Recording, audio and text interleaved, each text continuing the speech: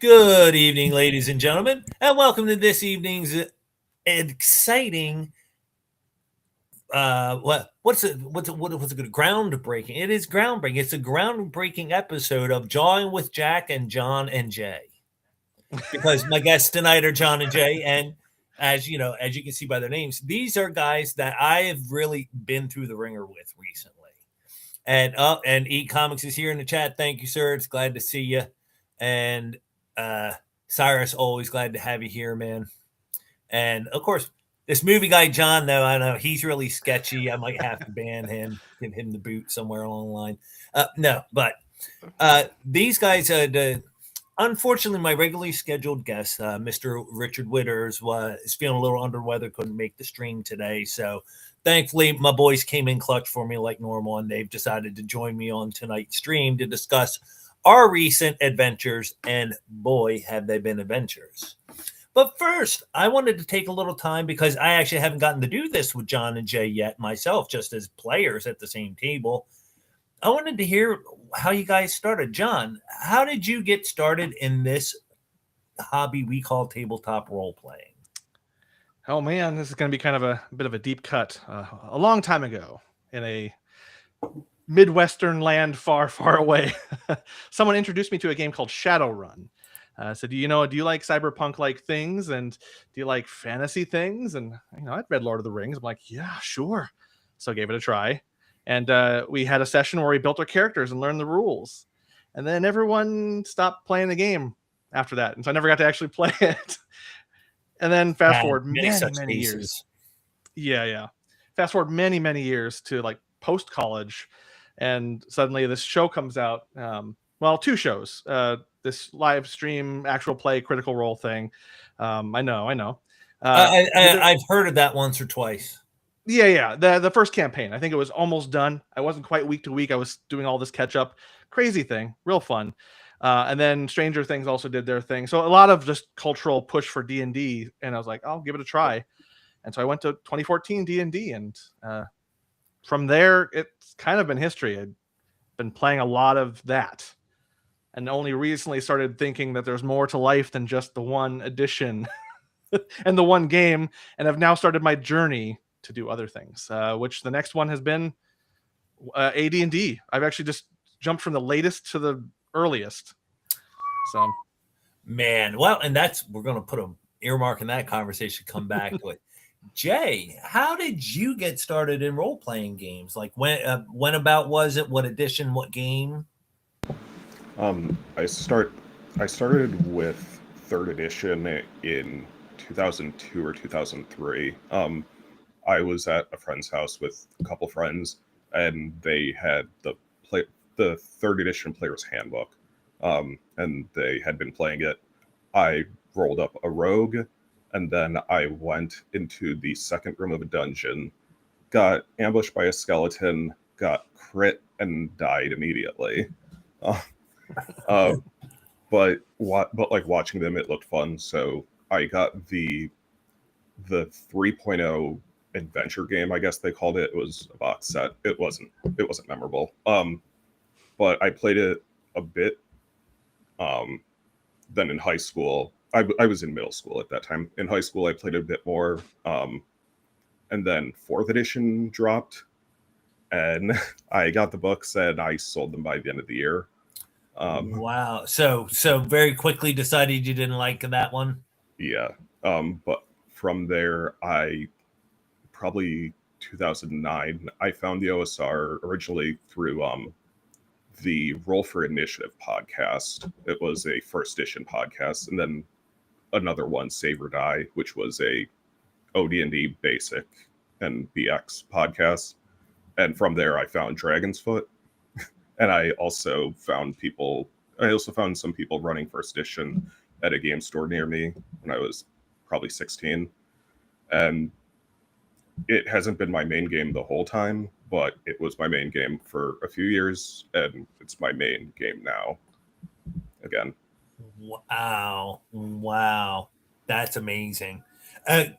It's amazing to me too that the game is seeing a sort of a revival. I considered it long dead and gone and buried. And actually, if I'm even honest, it was good riddance for many, many years. To see the revival that it's going through is astounding. And it's even more astounding to be doing what we've been doing recently, which is playing and making a sincere attempt to utilize all the rules. And that's making it a better game, not a worse game, that in my experience so far. What do you guys think? Rules as written, baby. That has been the source of recurring joy. Just discovering the rules and how they work. They just Have work. have you always been a rules as written kind of guy? No, actually, No. as part of the whole journey of starting from the end and working backwards, I've started from more of a rule zero type, and then working my way back towards the light. Having my Saul at Damascus moment with it, and just realizing that a lot of problems get solved if you just follow the rules instead of making your own solutions to problems that were already solved. It's a whole thing. I even did a bunch of posts and videos about it, but yeah. It's been I've seen a couple of them. I was also part of some of the Twitter arguments about that too, and kind of got the full brunt of both sides. And you never get the most responses to anything than when you do a rules as written shit post. Yeah. I've become more of a current convert to rules as written over the years, and although I'm one of the early guilty ones, I went, when we played AD&D back in the 80s as a kid, we just tossed all the rules that were slightly complicated. So that's too much like homework. I'm not doing that. Uh, but it's funny, as I aged and we expanded into more and more different types of games over the years. AD&D was always this game where everybody is prone to immediately right out of the gate. Now I'm changing this rule. I'm house ruling it. I'm doing it this way. This is what I'm going to do. This is how I'm doing crits, or this is how I'm doing spells, whatever. And every other game in my experience, nobody does that really. Like, you read the rules and you do what the rule book tells you.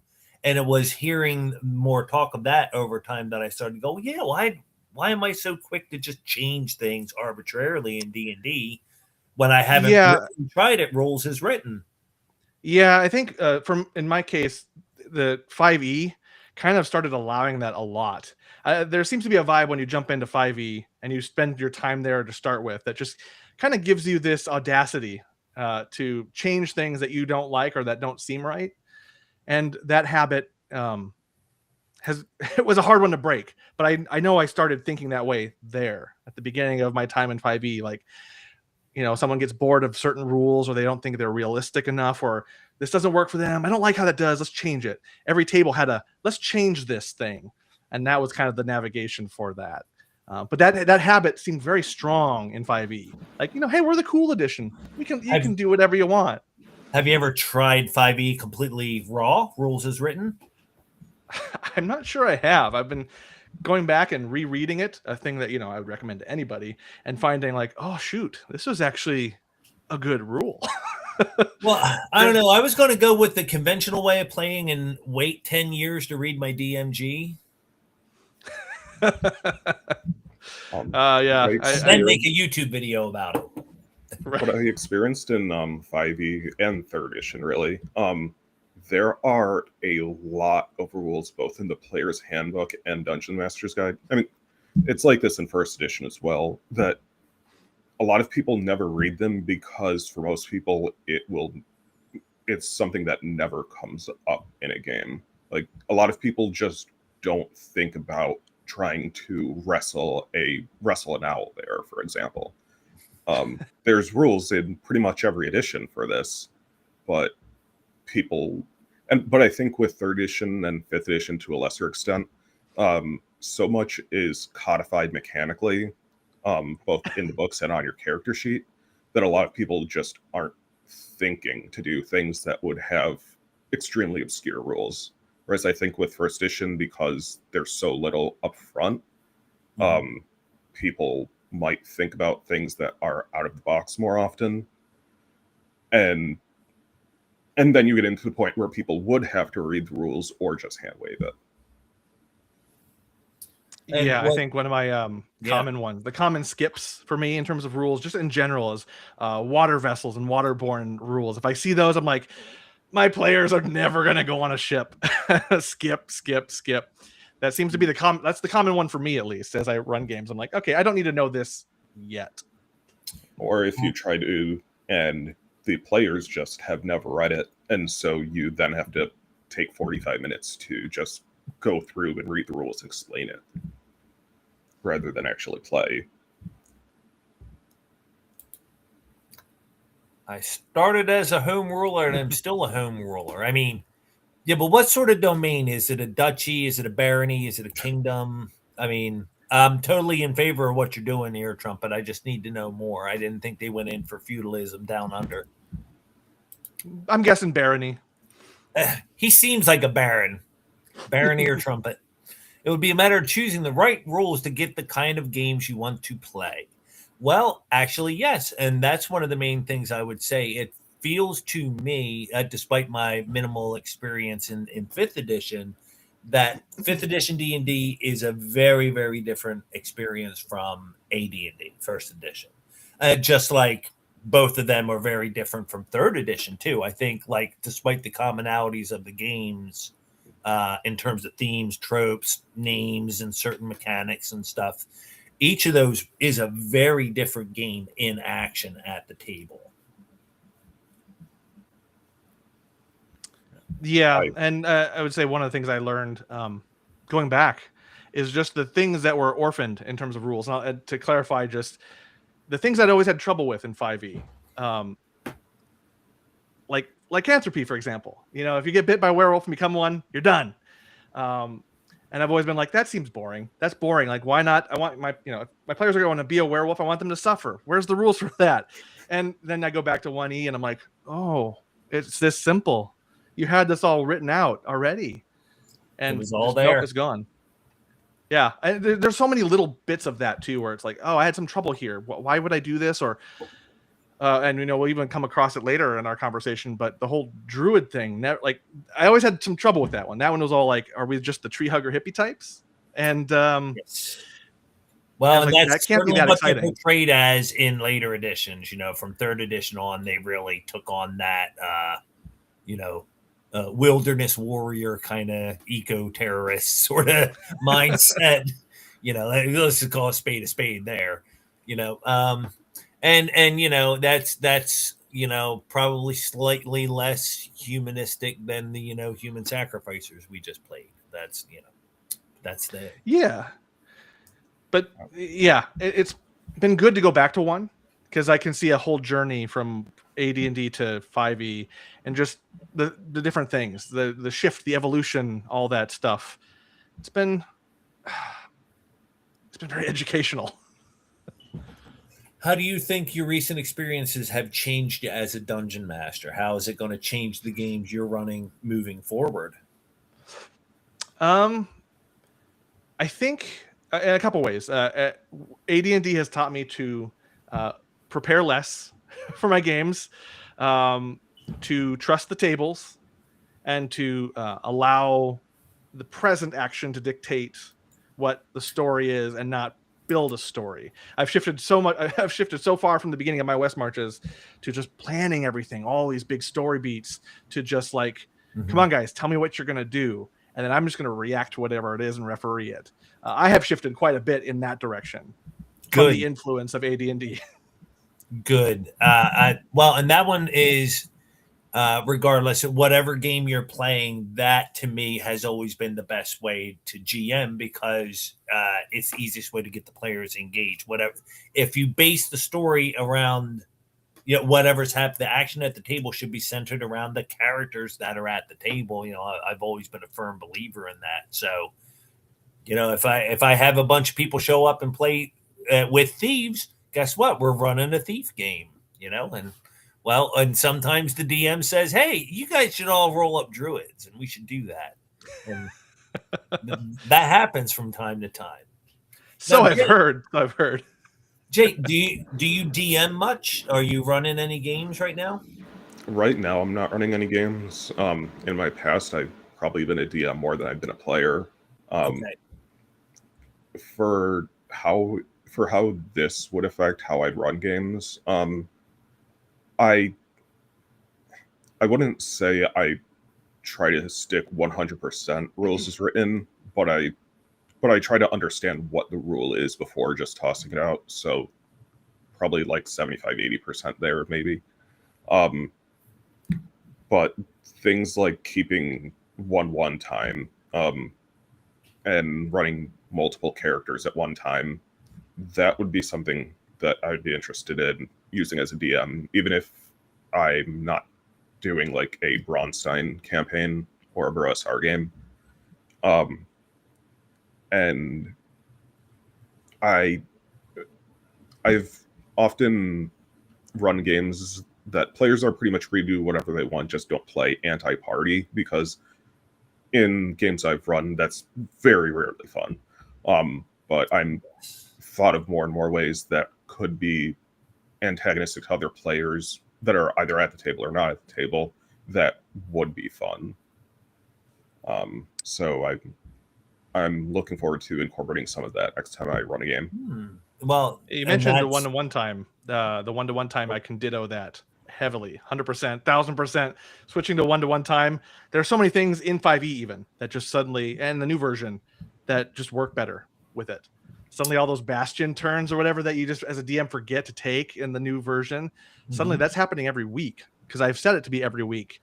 And then suddenly the player's like, oh, I have all these potions and all these poisons. And I'm like, you should try to sell them or try to use them against other factions. Like, what can you do with all this horde that you've built that could cause problems in the world?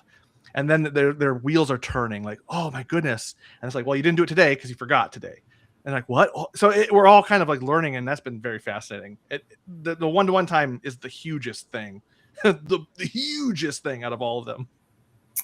Right. And that's one of those, there are certain games that I don't know that it would fit well for, but there are most games, it does seem to be somewhat applicable. To drum that out again, I'm a longtime veteran of Vampire LARPs, and those one-to-one time is baked right into it. 2 weeks pass in between games, 2 weeks passed for the characters too. It's exactly I believe that all the principles that we're hearing about from the bros about total nonstop Bronstein, that's a vampire LARP. They need to find a vampire LARP, sign up, play for a year. They will have learned everything they need to know and be able to use that stuff wherever they go. But it has everything they're talking about. It's constant, always on PvP. It's one-to-one time. It's multiple factions. There are natural factions. And here's the warning, though, which is what we're going to be talking about tonight. There are downsides to this. There really are. There really are. And that I'll have some more controversial things to go as we talk about that.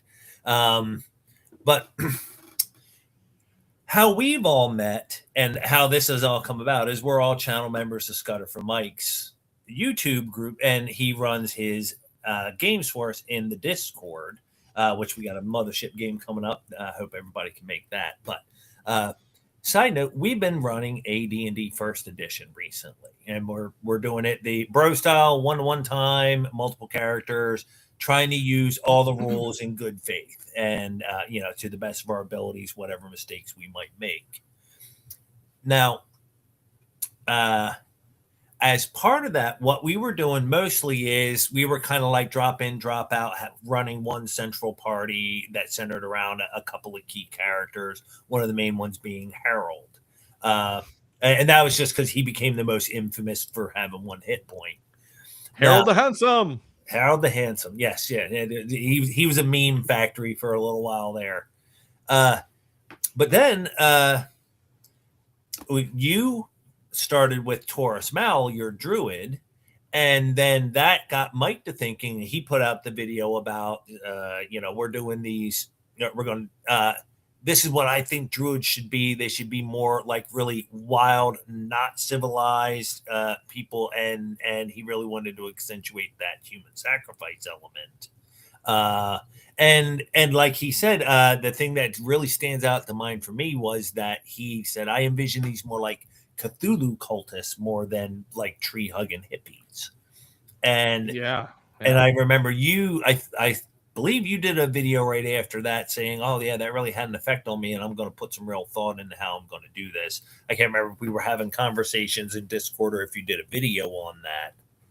The video came after our our first, like the big session with all the druid, the oops all druid party session. I had a Yes. video after that saying how that, like, the PvP thing, like, oh my goodness. But yeah, no, I had a huge conversation with Mike in private Discord, just like, I want to roll a druid. He's like, druids are cool. I'm like, okay. Like, me thinking, I hope AD&D has a cool version of druids, not like what the 5e druids are, just like, we can turn into a bear and hug a tree. We're the Charmin bear, but with a with fantasy. But then he started talking about all these influences and things like the cultists and, like, what was it, Conan, I think. There's all this, like, stuff he started throwing at me that I hadn't really encountered yet, because again, I'm working backwards from the modern, and it just kind of sparked collectively the imagination, which led to what you were saying. Exactly. And by sharing that idea, it motivated the rest of us, the three of us here, plus Eat Comics in the chat, to, all right, we'll do this. We'll do some druids. No. Yeah, like, hey guys, let's all be druids and cause some problems in this PvP game. So then what happened? Well, we had I'm sure if you go to the Dundermoose stream, we break down the whole entire Oops All Druid party session. But in short, we take Harold the Handsome's beloved NPC Relgar, kidnap him and his child, take him out to the wilds of the swamps, and sacrifice them most brutally in a sort of first volley of PvP from a true neutral standpoint. Hence my my video afterwards of just like, oh, you can actually do this. This is something you can do, and we just created the story through our actions. And we're to another side, we just did villain stuff. We had our villain arc, and it was a very enlightening thing for me to have that happen. And it kind of started introducing things that I've only been reading about, like the Bronstein, the PvP, the always on, the faction fighting, just all these little concepts, huge concepts rather, that are just in my head, but not like I'm still figuring them out. So it was very enlightening across the board in that initial volley of our characters, our druid glory. And now, Jay, what was your takeaway after that first session? That the one we did the after action report for. What were your takeaways? How did you feel coming out of that? After the first one was very enjoyable. It may have been different if we targeted another player character rather than just a henchman. But Mike presented in a way that it was really impactful, so it's kind of hard to say. Yeah. And it showed me that I can definitely get into PvP in a role-playing game just off that. Just I don't know the best way to approach it afterwards still. Right. And now that set us up for the session we just had this last weekend. So we had our glorious, cultist moment and everything, and then we had to take a week break, like with holiday stuff going on. And then when we came back, it was time for the good guys to go hunting for some druids. And that led us to, I'll let you guys tell the story of how that transpired. Oh man, Burlak kind of the lawful good fighter I'd rolled. He kind of hitched his wagon to Harold the Handsome's. Like, hey, he's the charismatic guy who's been leading our heroes. Let's join this thing. And oh my goodness, some druids messed with him. I want to mess with them back. That's about as far as that roleplay got for me. But we joined the session, and was it you, Harold, who had the arrow thing? Yes. So, which is, I have to out myself now. I knew the entire time that we were doing this druid thing that Harold has a magic arrow that's going to lead us directly to the druids right after all is said and done. I kept that quiet from the rest of you guys, but the whole time we did the druid thing, I did that fully knowing that I kind of thought, that this conflict was natural in coming when it did. And yeah, that was the key, was the arrow of direction, which was oddly enough just a random hand-me-down item that, like Mike was talking about it on the Saturday stream when he was recapping his side of it, saying that the arrow of direction was just a random treasure that somebody found a couple years ago, and it's been passed around, and then it literally somebody just left it to me. What the experienced player who joined us for one session just left and goes, I'll leave them the arrow and stuff and just go on. And there we go. So it was a crazy experience to very fun in a lot of ways. You have to exercise a lot of DM muscles to do multiple characters in the way that we did, because I had to, on one hand, think, well, this is what the druids know. This is how they're thinking. This is what they would do, versus this is how Harold is thinking. This is what Harold is going to do. This is what Harold has in terms of resources. So yeah, and Mike even mentioned to us a few times, even at the beginning of this, to stipulate like play, like the character you're imbibing or inhabiting at the moment is the most precious to you, and that DM muscle of just like, oh, every character I play is I'm fully them. They are me, and we are now like, in sync and together as one thing. And you hurt them, you hurt me. So I kind of had that mindset already going, but I wasn't expecting how much more it would be from the beginning of our journey as we were traveling with this arrow and making great time. I'm thinking, all right, I got this. I'll be able to go back and forth, jump back and forth between these guys. It'll be no sweat for me. And then by the end, I'm like. So you did find it a strain even throughout the session to try and jump back and forth with the decision making. I got to say, in retrospect, looking back on it, I still feel like everybody did a really great job of being as objective as you possibly could under the circumstances, considering, everybody had a fighter on the other side, because the three new players we had with us for that session that weren't amongst the four druids, we had animal companions for them to take control of for the climactic battle. Now, Jay, during that time, were you in any way struggling with juggling two different mindsets or two different characters? Was it in any way tough for you? I can't answer that question because I had the fortune or misfortune for my druid to be slept pretty much off the bat. Very true. Very true. That did help. And there was a release valve of just like, okay, cool, he's asleep now. I don't have to personify him for a little bit. But yeah, as the show off was happening, it's like, okay, so my Taurus guy, he's doing spells. My fighter guy, he's not quite ready to do. He's not doing spells, but he's doing something later.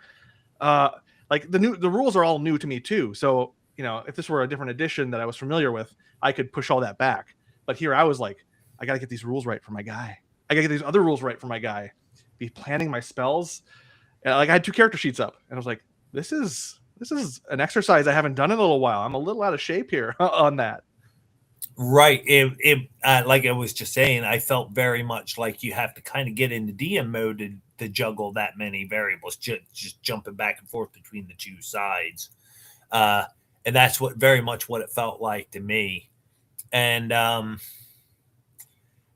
what was the battle like in total? What was it like for you guys? The blow by blow, I don't think we need to go into much detail on that, but suffice to say that it was a bloody and brutal battle that right from Jump Street, 3 of the 4 druids went down to the sleep spell. And the 4th druid was taken down by Jay's fighter before he could wake anybody up. So like the 4 druids were taken out almost immediately.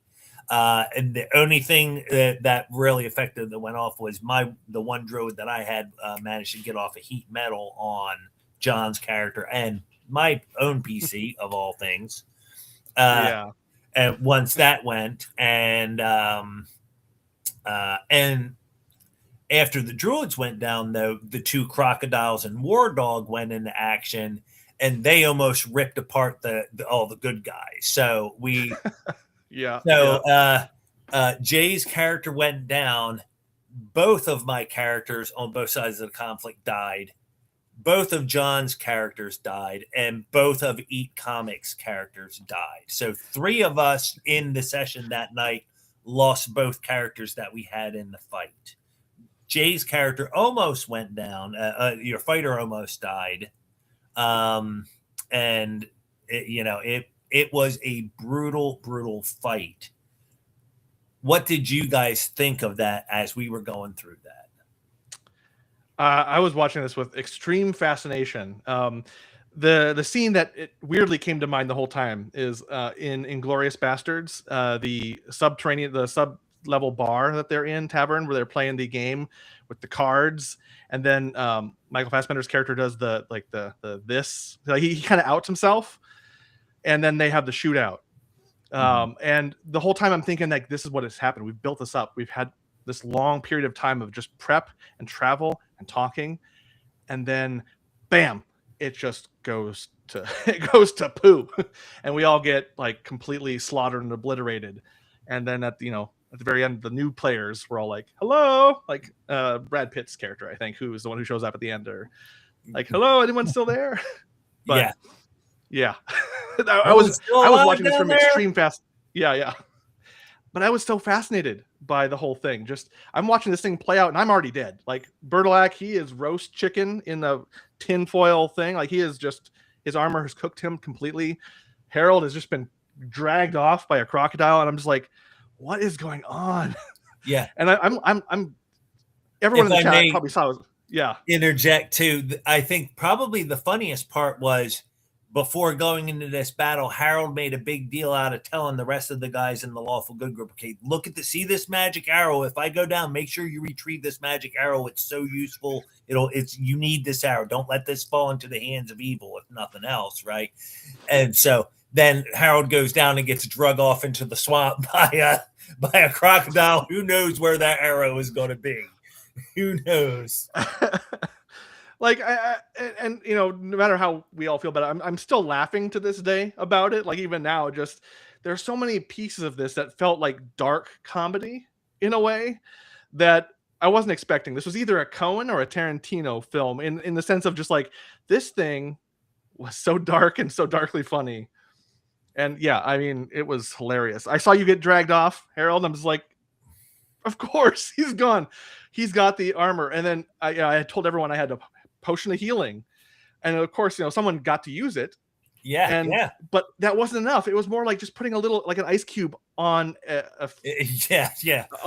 on the Terminator 2 meme. All right, we gave you 5 hit points back, and you lost 5 the next round.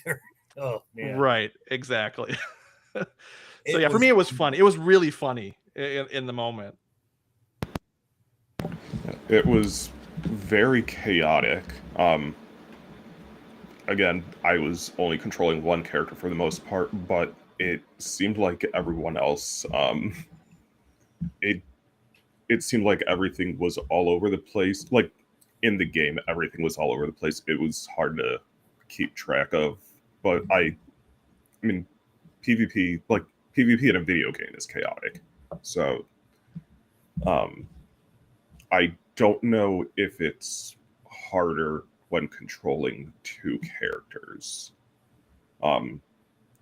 Really, because even when like it's a game and people are playing the game, they know there's going to be PvP, but people still don't like losing a character, and you don't really want to kill someone's character and make them feel bad just because it's the game. But it's the game you choose to play. So it's a little bit there, and I think with controlling characters on both sides, it can become a bit of dissonance there. I really think so. And again, like, I think one of the things is it does require mature players. words. Like if you run an open table at your local gaming store, you are going to have jerk offs abuse that, right? That you just are going to. And as a matter of fact, that's exactly why PvP has fallen by the wayside over the years and eventually got excluded from the books, is because I have seen game sessions ruined. I've seen campaigns ruined. I've seen friendships ruined literally over the years by this sort of PvP behavior. It takes mature people who can shake hands and be sportsmanlike about it afterwards. But you'd be surprised at how many people you think are totally cool and are not when the chips are down on there. Yeah, and I do want to shout out the kind of not after action report, but the after session conversations. I kind of slept through, like, it happened overnight, and then I came up to it the next morning, but we talked about it afterwards. And that was a very fascinating thing as well. I was kind of expecting us all to sleep on it for a while and just kind of like slowly broach it, but we were right at it. Like, what happened? Did this work? I didn't like it. Like, I was very surprised because I was still kind of in that chaotic mode of thinking. I was like, wow, this was all crazy. This was chaotic. It was a mess. It was a bloodbath. It was all this. And my mind was bouncing back and forth, but I never quite stopped to think, like, well, what do I feel about my two characters I worked a long time for dying? And so I never really got into that mode until we started talking about it. And I was like, oh, wait, hold on. There's a lot of implications here that in the moment weren't happening in our brains. It was just like, oh, wait, this happened. Yeah. Well, and that is very much, hey, Barros is here. Barros Books. Hey, what's up? Welcome to the stream. Welcome. He's a Johnny come lately to the game, but we like him anyway. He was one of the brand new guys. He played Warren on the good guy side, who was inspired to go chase down these wicked druids. And Nasty then on the dudes. other side, you played the war dog Canthus, right? No, I actually I played one of the crocodiles. Oh. Well, that was. Were you the Herald crocodile or the Bertilac crocodile? Did you? I was the Bertilac crocodile, but also the Eldritch crocodile. I'll be 100% honest. I was trying to. I mean, I wasn't like trying to. I had a legitimate reason for it. You guys had heat metal on you. Bertilac was down, but he was searing hot. And I'm thinking to myself, this dude would not make a tasty treat for a crocodile. The crocodile is going to get third-degree burns all the way down its gullet. It's going to have a really bad time. It's probably going to die of those wounds. So it's not going to go for that guy. It's going to go for someone also nearby, also juicy, not on fire. It's going to go for Eldritch. And I was thinking to myself that it would also give us the added perk of not just straight up murking Bertilac. Because, yeah, I could have just said, yeah, I'm just going to get this guy right now. He's on the ground. He's basically dead already. I'm just going to finish the job and just absolutely 100% confirm that kill. Instead, I was like, you know what? I'm going to take the chance of either taking down two dudes or taking down no dudes, because that gives the opportunity for Bertilac to get saved. And it turned out that I took out two dudes. That crocodile killed two PCs. Yep. And that was still amongst the least of the comedy of errors. We were talking about how chaotic the combat was, and I lost track of what was going on. And the cleric that was moving forward to try and cast a heal on Harold before he got drug away by a crocodile, the archer henchman I had shot him in the back and spoiled the heal spell. I'm like, wait, I didn't know he was in the what? I wouldn't have shot if I had known. But it's exactly the kind of thing that I should have asked. Is there any chance I'm going to shoot one of my own guys? Yeah. Nope. That's a fair point. It's a fair point. So we were just talking about the experience itself, some of the difficulties of playing somebody on two sides. I don't know that was it a very difficult experience for you, given that one of them was basically a henchman and the other one was a new character. Yeah, I mean, it wasn't a super big deal for me because, yeah, I didn't have a whole lot wrapped up in either character. You know, I mean, obviously one's a crocodile. You're not going to have really anything wrapped up in that. But at I don't the know. same I time, get attached to crocodiles pretty quickly, but that's fair. They and are other adorable. reptiles, but Yeah. it's understandable. You understand? Yeah, swamp puppies. We love them. But that said, yeah, I mean, my backstory for Warren was 17 words, so 17 push-ups and bada bing, bada boom. That's it. And so yeah, so I wasn't too flummoxed either way about it. I mean, honestly, for me, the biggest thing that was making me sweat was making sure that I got the rules right as much as possible because, we're big, raw dudes. And this is the first time I've ever played AD&D first edition with actual people. I've only ever played it by myself. So I'm glad to. I want to say bust your cherry, but I'm glad to be your inaugural session. Yes. Yeah. Well, I mean, it was a great time. It was an awesome time. And I mean, admittedly, I got started playing D&D in 4th edition. And while I'm not in any way, shape, or form a huge fan of that system, the dungeon master for that game, he cut his DM teeth on running his own Neverwinter Nights server. So he was very much into the like PvP everything right from the get. And so there was a point in that campaign where the main party had split like 3 times, and we had essentially 3 individual parties that would meet up at least once a week for each of those parties, because we were in college and had nothing better to do. And so Those were the days. oh man, I miss them every single day.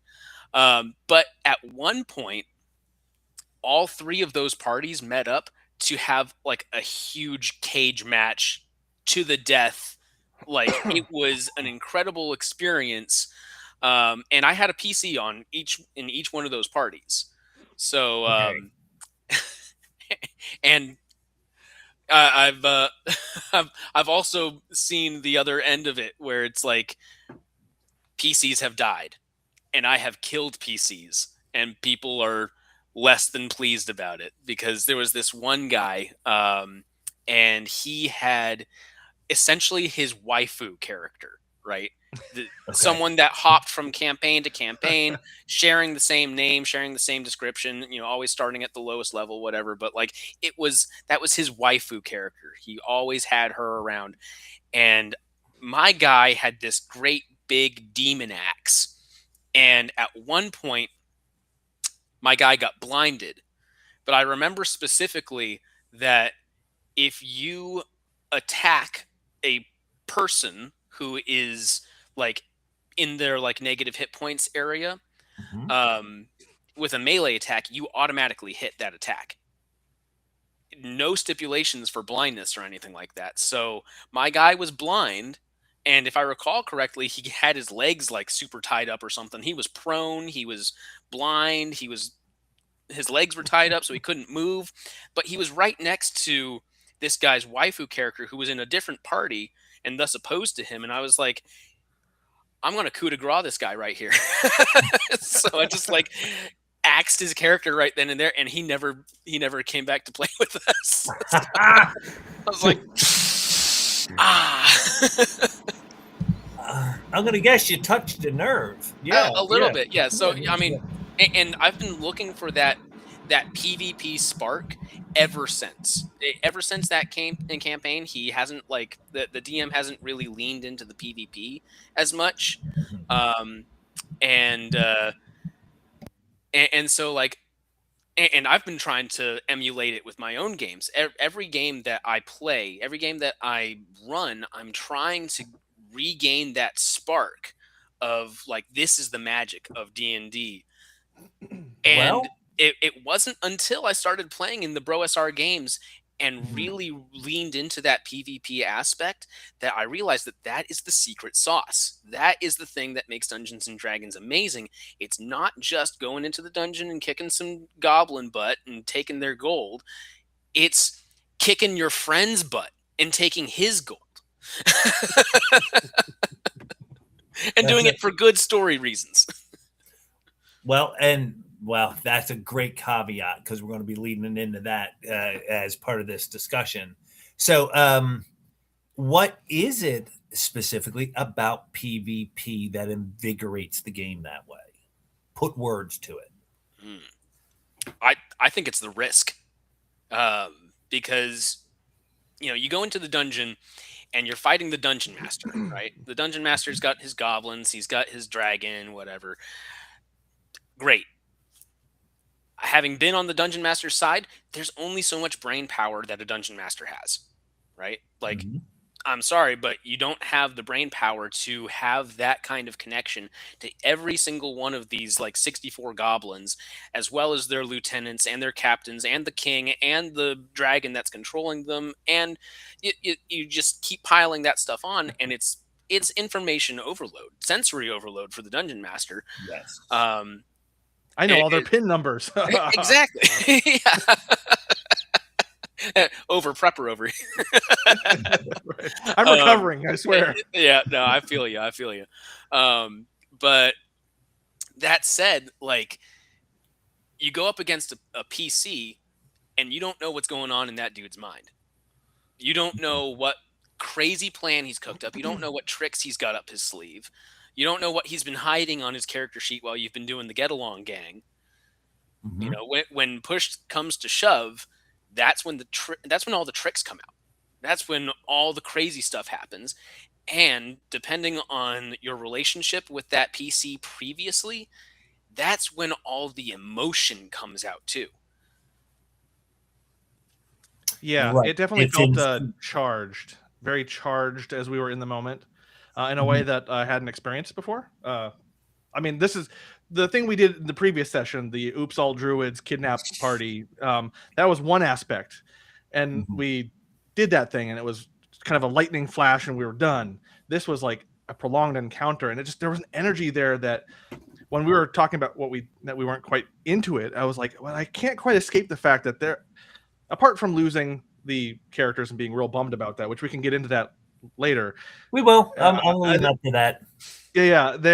There was an energy that was, I was charged after. I made like 15 other characters using the Dungeon Delver's Crom. I made some other characters like, what kind of other things can we do? What other shenanigans can I come up with? Like, I started planning, and I got weirdly excited for a little bit before the ennui set in. I think e-comics hits a key point here. So many TTRPG campaigns just feels like there's no stakes.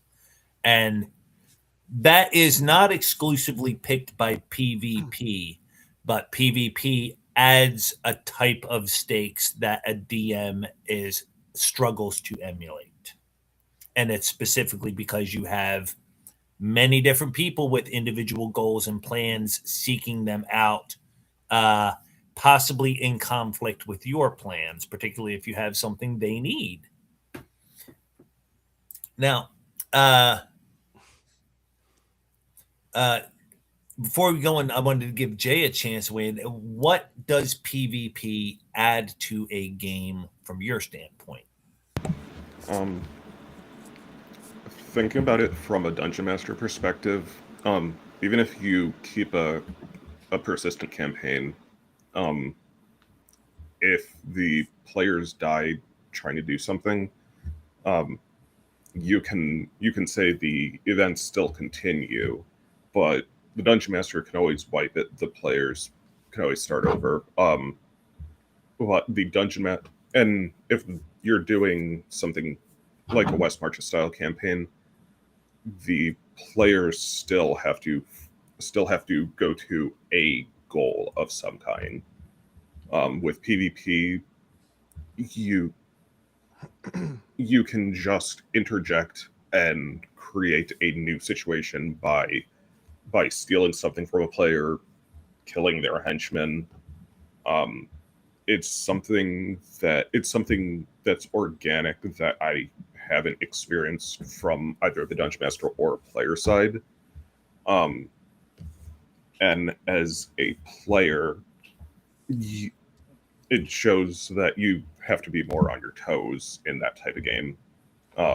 Even if you're playing a lawful good character in a lawful good city, you can still have some druids come in and randomly pull someone into the woods. Bookmark that you said that. I will be returning to that self-same point later.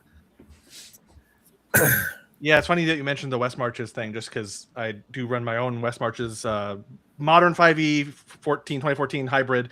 And the first 2 years was all kind of the prepared story. The players have a story that I'm controlling. And in this last year, I've shifted more towards this 1E style of players. What do you do? What are you doing? So while there are planned threats, I've put them way in the back because I'm like, these players are coming up with their own things, and they're starting to believe, and they're starting to realize the things that they can do. And I'm starting to that we don't have to follow the exact like, all right, you spend a week doing this carousing, and you spend a couple gold, and that's it. That's all you do. It's like, well, no, you made an enemy. He's going to rob you. Or, you just talked about this dungeon you delved and got a lot of money with a bunch of people in a tavern to ask their opinions on things. That's a bunch of people who now know that you are loaded. What are you going to do with that? That's the story. Well, and that is very much true. And now, a lot of the aspects that we've discussed here are things that I consider not necessarily part of PvP. I consider them part of running a sandbox, right? As opposed to me as a DM, I sit down and, okay, here's your quest. You guys are these characters. You're going to go to this place and find this thing, and then you're going to take it to Mountain Doom, and you're going to throw it in after a guy bites your finger off. Got it? And you're going to like it. Script. Here we go. Right? That now, as opposed to you guys are in the town of Bumfuck. What do? Tell me what you do. Right? That is the sandbox experience, and it leans into what John was just saying, that you put it on the players. Tell me what you're going to do. Come up with plans. Don't sit there and wait for me to feed you plot like a baby bird. Go out and make some trouble yourself, you lazy idiot. Now, that is sandbox gaming. Does not require PvP in any way. That's how I run my games. I don't come up with plots. I don't have a storyline. I have more of a rough setting in mind. I drop you guys in there, and then we're off to the races. Whatever you guys want to do is what the campaign is going to be about. That's my philosophy. I don't generally go in for PvP. Now, I'm prefacing that because I've been trying to, been approaching this experiment with an open mind and give it its full due. And it does beg a much deeper discussion, which I'm going to attempt to have tonight with you guys. So, to go back to setting the mood, we went through this crazy combat, many fatalities on both sides. Darn near looked like we were going to get a TPK mutual both sides, like nothing but henchmen left. It was darn close to that. We wrapped up the session. We were even a little early. I was very into it. I was very into doing things right, making sure I was making the best decisions either way. And then we got off the call. And I started reflecting, and every other game we've played together, when we've wrapped up, we've gotten off. I'm bouncing off the walls. I'm pacing back and forth in my room. I'm talking to myself. I'm making plans. I was jazzed. I'm excited. I can't wait to talk about it. I'm excited for the next session. After this one, I just felt sad and empty. It's not like we had a ton of time in these characters. Harold was a month old as a character, a month or two old, right? But there was something about everything that we had built up so far got wiped away in a puff of smoke, it felt like. And that's how I termed it in the Discord message. That's what I said. I did not come away from that session with warm, fuzzy feelings. Was it interesting? Yeah, it was interesting. But was it really worth what it cost us? I don't know. I'm not sure that it was. Yeah, I can understand that. And lay it out on me. I want to hear your perspectives on what I just laid out and that dimension of it. I think the to your point, the loss is hitting me more the longer I get away from it. When that energy has started to dissipate, that kind of kinetic, like we've just rubbed our socks on the carpet and about to touch a bunch of balloon, like it's starting to hit me that, like, my guy made level 2. Taurus got to level 2. He's my first old school character to make level 2. I've made level 2. That I don't mean to stress this so much, but if you've ever played like OSC or AD&D, level 2 is a milestone. It is a big deal. Yeah, and very much so. That's again one of those things. That's one of the plus sides of playing this older edition is that second level feels like a serious accomplishment when you get it. It's not just third spell. I got a third spell, and it was level 2. I mean, like, that's so cool. And like, I was starting to get into the vibe of the druid that in level 1, most of the level 1 characters so far in AD&D, and even OSC, which I've played a little bit, they all feel very stock and static. They're like, here's the start of something that's going to be good eventually, and we'll see how you live. And then as level 2 hit, like, okay, I get more spells. All right, these spells are pretty potent. I can do some real damage. There's more to do in the world. I know the world a little bit more. I can do more detailed downtime activities because I'm kind of more familiar with things. Like, I even had maps. I was starting to draw up maps. I'm trying to figure out, like, okay, where were we here? Where would Taurus Mal know? And I was starting to get all kind of real super prep on this thing. Just like, as a player, there was possibility, there was potential. And now I'm feeling that's gone. I have my character sheets. I haven't thrown them away yet, but I probably need to. And there's a kind of a bittersweet element to that, because it's like I know the information that they have, but it doesn't matter anymore. That's gone. I got to weigh on this one. You never throw away old character sheets. You have a folder called the cemetery, and that's where they all go. Okay. That's Noted. Where you keep all the characters, and I get a special joy out of putting a little rest in peace and drawing a little tombstone on the character sheet. And that's, I don't throw away dead characters, because actually they usually come back later on in a solo game or as an NPC, and when I'm DMing later or something like that, Yeah, and I have a note on my notepad. Just the 2 characters died in big old caps letters on my little notebook that I've been keeping track of, like, plot details to figure out, when I want downtime to happen. And now, like, the notebook, don't need to do anything with it for the time being, just because, yep, Bertolac and Taurus die. That's just the big plot point on the notebook. There we go. So to further dig into the point I was making, though, is that, PvP does add something to the game, and there is more to discuss on that. But the actual first experience, our first skirmish, was not a resoundingly positive experience for me. It didn't feel good after the fact, and it actually felt counterproductive. And Mike echoed those sentiments in the chat too. He said he feels like it's quite literally feels like we an older kid tricked us into breaking our toys because he told us that it would be great fun. He broke all his toys once, and it was awesome.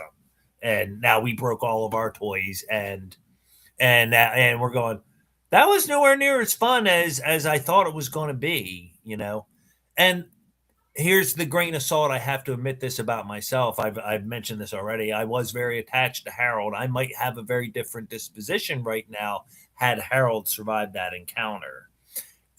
Again, AD&D being what it was, it's amazing he survived as long as he did, right?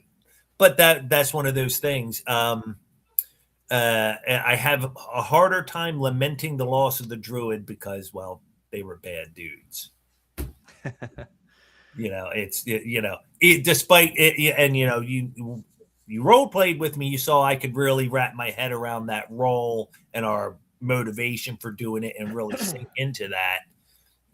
But it was of the two, he definitely would have been easier to go. But then to have lost them both, I don't know. I don't know that I would have felt necessarily better had the druid lived for some reason. But that also would have made a much better story in the long run. Oh no, Harold and company are gone, and the druids are still out there. Admittedly, if I do get ranked down for this, I will not argue it in any way, shape, or form, because I think that killing all the druids, especially while they were sleeping, was not a lawful good thing to do. And Warren, I immediately felt conflicted about it. Like when we said, yeah, let's kill the druids, because it was a life or death decision. It was, we can either kill all the druids now and make sure that none of them get back up to fight us, because if they get back up, we're boned. Or I can help my buddy here who's bleeding out next to me, Romulus. I can help him out right now, or I can take the chance and kill the druids, and then if he's still alive, then I can get Romulus back up. Unfortunately, it worked out that way, but it was not the lawful good thing to do.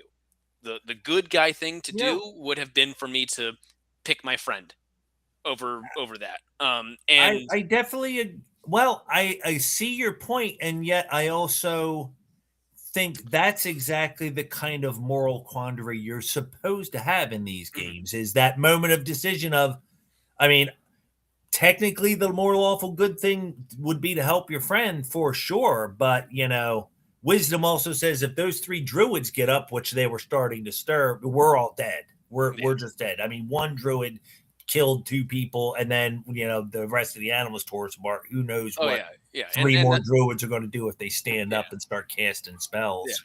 And I'm not suggesting any sort of alignment shift because of that, because it was still a good and probably lawful decision. It just wasn't the most lawful good decision. Correct. Yeah, the ideal would have been to truss him up and march him back to town to stand trial. And that was actually what my plan was initially, was to run up and hog tie at least one of those dudes, but then they took Remus down, or Romulus down, and I was like, okay, now we're in some serious trouble here. But similarly, I was extremely conflicted at the end of the combat, and I wanted to speak up, and I should have spoken up, because I wanted to talk about do we go after Harold's body or not? Because I know there were at least Warren, he promised Harold, I will recover your arrow if you go down. Your arrow of direction finding or whatever it was. Before you arrived, we were having a good laugh about that, because I made sure to tell the whole group. Exactly. Make sure you get this arrow. Yeah. How bad would it be if the orcs were to get it? Because there's a whole temple of orcs right there. And I see that DMG scale models question right there. Where does the campaign go from there? That is exactly where it goes. Is now there's a thing in the campaign world that is lost to the heroes that evil can recover, right? The world keeps moving. The world keeps moving. As tough as it is to say, the campaign takes a back seat to the world, right? The story takes a back seat to the campaign. The campaign takes the back seat to the world, right? Because the world will keep revolving. It doesn't stop just because a character dies. That's the kind of game that we're trying to get away from. Jimmy can't make the session this week, and we were on a cliffhanger last week, so I guess we'll reschedule for 3 weeks from now. Yes. Yeah. And agreed. Yeah. Yeah. Yeah, those are the classic problems. Much better to have a regular Thursday night game. Whoever can make it on Thursday night gets to play that night. And that's why at the end of every session, we end back in town, but so we don't have to worry, well, but I was in the middle of that, and now I don't get the XP or whatever. No, it's a one self-contained adventure every single session, so that way you can rely on that starting in town, ending in town every time. It's best practice. I have seen it done that way, and that's also. And the funny thing was, I used to be one of those large story game or kind of defenders of the. Oh no, I'll just stop in the middle of a guy, whatever it is, just freeze time, whatever, it doesn't matter. But I actually found that over time, I realized that I never do that. Actually, I never stop in the middle of a fight, stop in the middle of a dungeon. I make them get out. I get them someplace safe. I almost instinctively found I did that because then I didn't have those problems. Like, well, Jimmy can't be here this week, and Jimmy is key to succeeding in the mission that we have currently. Yeah. But that's another one of those DM novelist issues. Is they go, oh, you Barrows, you're the special character who's destined for prophecy, and you got the special sword that we need, and then you drop out of the campaign because you can't make it or whatever, right? Oh crap, now I got to rewrite my whole plot because now someone else, oh no, really, John was the one, he's got the secret birthmark and the special sword. Right. Yeah, that's not hack writing, that's not Hollywood level. I wanted to catch something that passed by pretty quickly about the experiment of it all. And Mike even mentioned it, and we've all kind of gradually realized that we tried a thing and it didn't work. And I'm gonna say that I appreciated that. That across the board between player and DM, we all just tried something that, to our knowledge, hadn't been quite done this way at our tables before. And very true. It was fascinating. The failure of it was fascinating, and the fact that we were all so conflicted across the board. No one was all unanimous on this about whether they like this or not. It was all kind of like, well, yeah, but then this. We all kind of went into troubleshooting mode. In a way that I've never had in any game. Just like if something didn't work in a game, in like a 5e, the players never tell you. You worry about it, and then you kind of forget about it. And this was all like, guys, this didn't work. Why didn't it work? This should have worked because this part worked. And then we're all just kind of like trying to piece together like a crime scene almost. Well, and if you'll permit me, this is one of the moments why I will step in and be pro bro, because that's one of the things that they actively do. When they do something, they discuss it in detail during, before, after. They harbor dissenting opinions. They have a real debate and discussion about what worked, what didn't work, and what to try in the future. And that's why they continue to find the innovations that many people have overlooked. So that is one of the things, like even 5e is improved when in the bros hands, specifically because they take that process to it. Serious DM's Drakenheim play-by-post game is awesome. I've brand new in play-by-post. I'm very new at it, but it is a great game, and I am enjoying being in it. Oh yeah, yeah. Go ahead. Sorry, I was just gonna chime in there. Yeah, another Drakenheim player here. It's really, I mean, the Bro SR in general has saved my role playing hobby. It was definitely on the brink. I couldn't figure out what I was doing wrong. Bro SR saved that. Drakenheim has really, really been just a huge shift for me in this hobby, because it's the first play-by-post game I've ever played in. So yeah, getting used to that was definitely a fun experience. It is just a really incredible game. I don't remember the exact point that I was going to make, but I do want to say that my first character in the Drakenheim campaign, Shazak Bone Howler. I don't know if you were there for that. That predates me slightly, or it was early on, and I was in and out a lot. It wasn't very early on. It wasn't very. It was like August through like October. I want to say was Shazak Bone Howler. He was a Knoll Death Knight, Oathbreaker Paladin. He was a crazy combo, and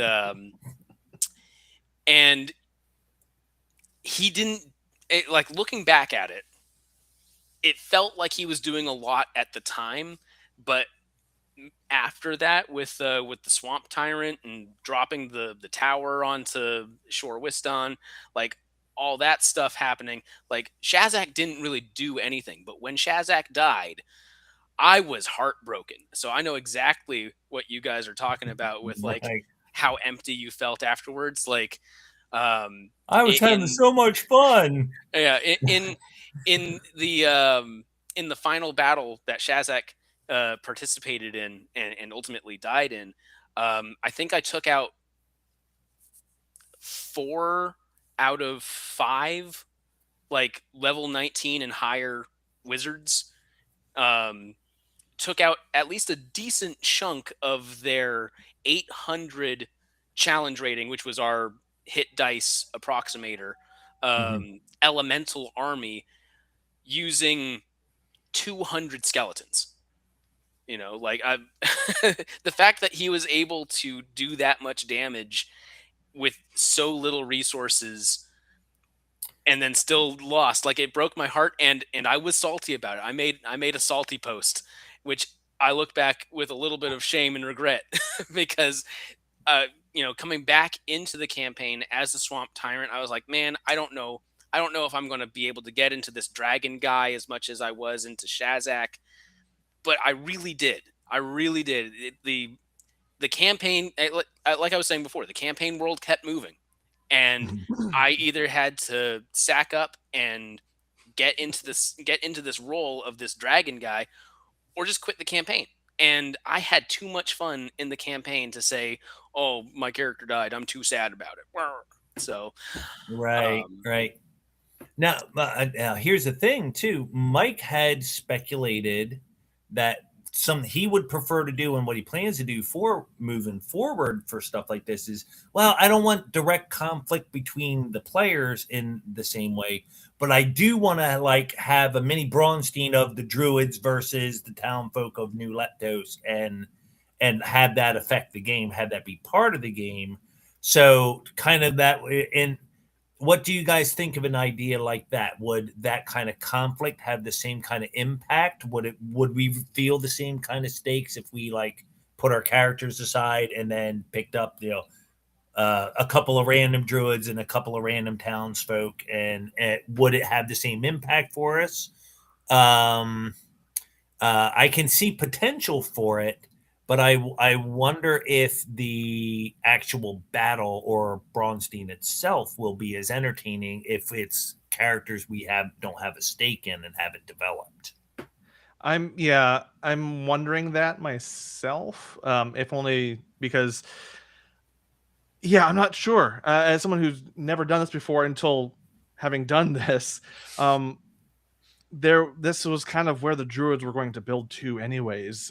We played to our alignment and we suffered the consequences for it. I mean, we saved the world for a little while, and so we've succeeded in our goals, but then we paid the price for it, the ultimate price for it.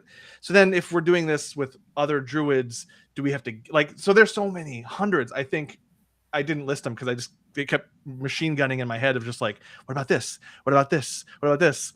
And I even made another druid because I'm like, oh, now I want to test this. So yes, I think that would be, I'm curious. I'm very curious as how I feel ultimately, as I might be out of a science experiment.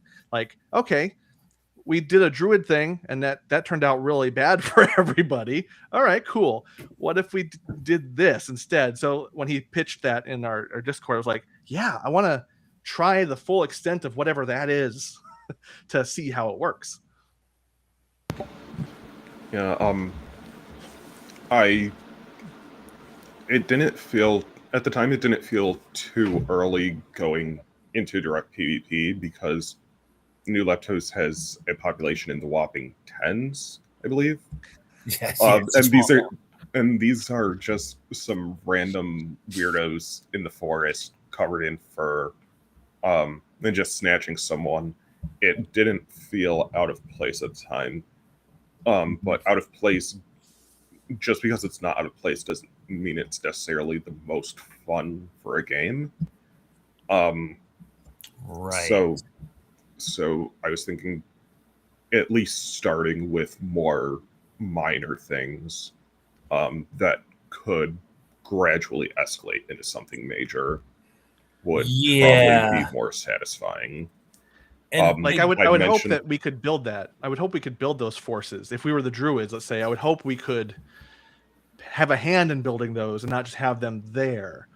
Because everything we've had to do in downtime has also been like angle it against the other factions, angle it in that direction. Don't just do stuff on your own. So I've been like trying to factor that in and do that mathematics with this new idea that we're going to be approaching, and that I'm very interested in. There you go, right there. You sum up the whole problem. What factions? We have no factions now. What am I angling my downtime against? Finding adventure. That's what I'm doing now. You know, making new characters. That's what I'm doing. I'm firing up the crumb and spitting out a couple dozen. But now, what Jay was just saying, though, I think also it didn't necessarily have to go down that way, because that what I did is what Harold would have done, right? Harold hearing that, knowing that the second he was able, we're going out in this one, we're getting them, right? Wouldn't have it any other way. That's the character. That's the way he is in my mind, right? However, Jack knows it would have made Jack knows that Harold is a schmuck with one hit point and really needed many, many more henchmen.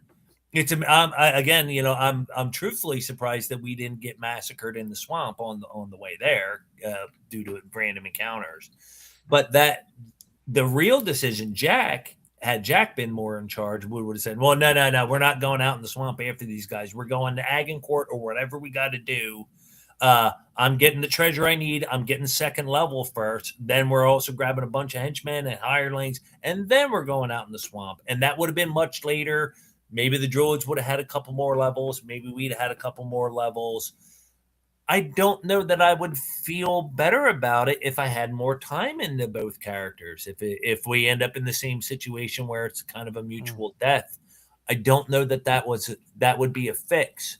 But it is one possibility where I doing what I thought was right for the character in the moment, thinking like the character, was not at all the wise decision looking at it objectively from the game itself. Right. And that's something that's been much more a factor in this iteration of AD&D is there are many more times where I have to step out of the character, particularly being the caller, because my priority is more keeping the group on track and getting the most out of the session. So, and like we've discussed before, you know, according to Mike's dictate, no, the caller is a player position. It has nothing to do with the character. That's the player. So it does require me to be outside of my character more than I've been accustomed to over the years. I'm used to getting into a zone where I really just think like the character, and that dictates my actions. This is a case where technically it would have been way better for all of us had I thought like Jack and said, well, no, look, we need to go get some more loot and get a couple levels and go take this on, because we've also got a temple full of orcs to the north, which, you know, another thing entirely. But I think we've got some definite possibilities. It could have waited longer. I still don't know that I would have felt good. We also discussed, somebody brought up the notion that maybe it would have been different if it had been other players on the other side, like the druids were another party, or in my experience, that doesn't make it better. That doesn't make it easier. It's in some ways, it was easier to kill Harold than it was to kill Bertolac, right? As much as I'm salty about it and I miss him, it's easier to inflict that harm on myself than it is to inflict on another person. And at least with you guys, I could go, okay, that was fine. If it's a bunch of players I don't know in another party, like Mike's in real life group or something like that, and they showed up and ganked us all while we were sleeping and stole all of our loot, I'm going to be really salty about that. I'm going to feel cheated, right? It's part of the game. Yeah. It still sucks. Just like in real life. Yeah, that's when people go on the internet and post RPG horror stories, because you're just trying to run a game that has PvP and random people aren't expecting it. Well, and I wonder if it's just that we're not used to feeling icky or letting feeling icky be a part of the gameplay experience. Because games have to feel good the whole time. Like when you play video games, it always has to be a great feedback loop. You got to feel great the whole time you're playing it.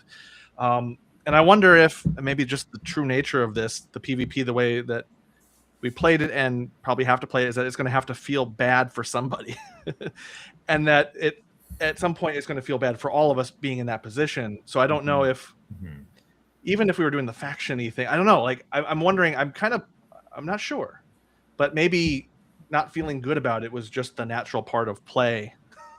maybe that's the thing that's important in all this, is that it was okay for us to feel pretty awful about this. I don't know. Yeah. Go ahead, Barrows. Oh, thank you. I mean, I keep thinking back to like what B-dubs and folk keep saying on X of how, you know, we're doing story gaming better than the story gamers because our stories are so incredible. And yeah, part of stories a lot of times includes some real heartbreak. Like I don't think that anyone was having any fun when Boromir died, right? Like that was not a fun scene for any not of a those fun characters. scene. Yeah, Merry and Pippin got kidnapped.